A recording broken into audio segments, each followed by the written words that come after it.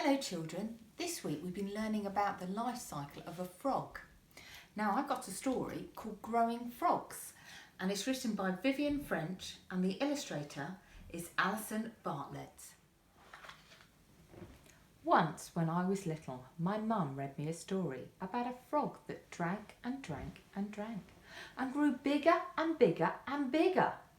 Afterwards, Mum asked me if I'd like to watch some real frogs growing.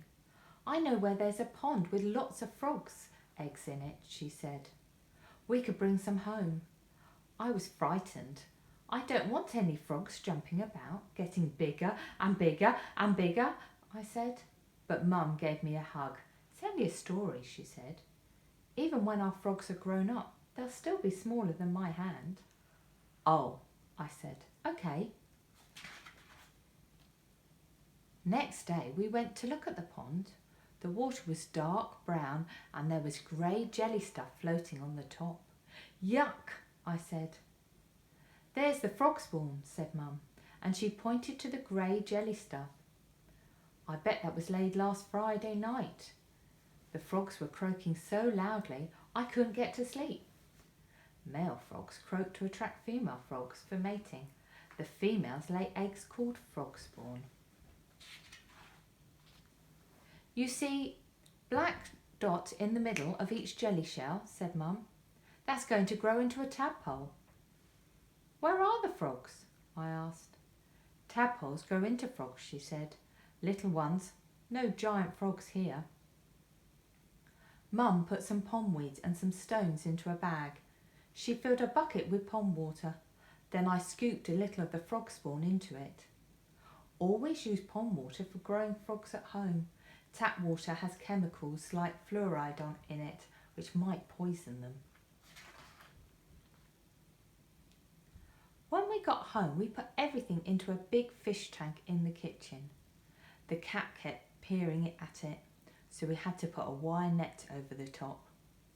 I counted 27 little black dots. Each dot was inside its own jelly shell. The tank needs to be somewhere that's cool and away from direct sunlight. Every day when I woke up, I went straight downstairs to look at the frog spawn. The little dots grew into bigger dots and then into tiny commas. And one morning I saw the first tadpole wriggling out of its jelly shell. In the tank, the eggs hatch into tadpoles about 10 days after they are laid.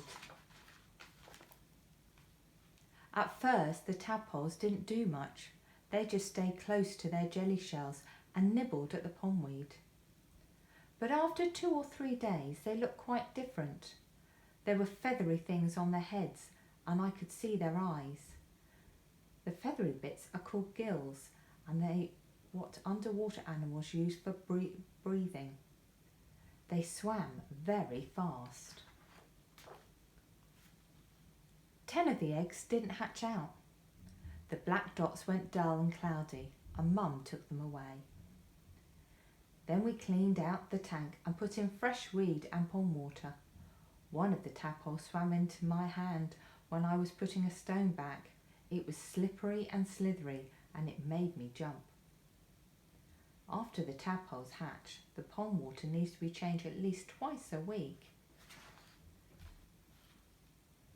After a bit, I got used to having tadpoles and I didn't look at them so often. When Mum told me their little feathery bits had gone, I didn't believe her, but it was true. Tadpoles only have gills outside their bodies at first. Then they grow gills inside their bodies and their outside ones disappear. It was me that saw the next change though. Look, I shouted and Mum rushed to see. Some of the tadpoles had grown into had 2 little bumps. Mum said the bumps would grow into back legs. They grew very quickly. One day there were 2 little bumps. The next day the bumps were stumps. The day after that they were almost proper legs. And when the feet unfolded, they were webbed like tiny browny green fans. They aren't quite tadpoles anymore, I said. They're not quite frogs. The not quite frogs grew front legs next, and then their tails got shorter and their mouths got wider. Now they're frogs, Mum said. Baby ones. Soon the baby frogs were popping up and gulping at the surface of the water. One of them tried to climb onto the stones, but it slid off. Mum said they were getting ready to leave the water. Grown-up frogs breathe air, she said.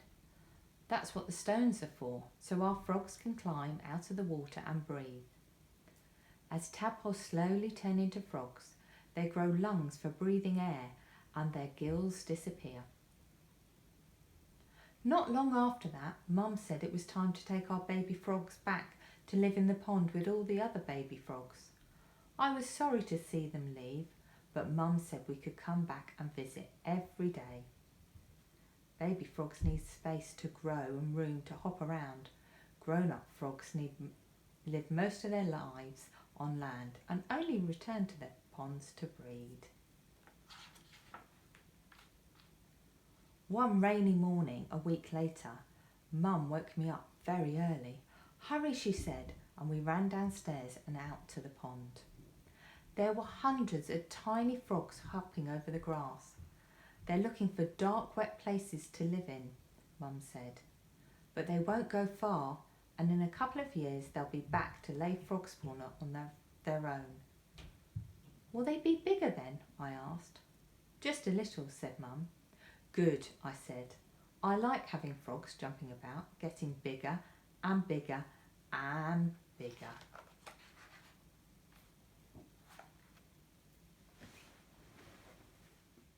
Maybe you could now go and have a look at some frogs on the internet. Or maybe you might see some frogs in a pond. See you soon. Bye.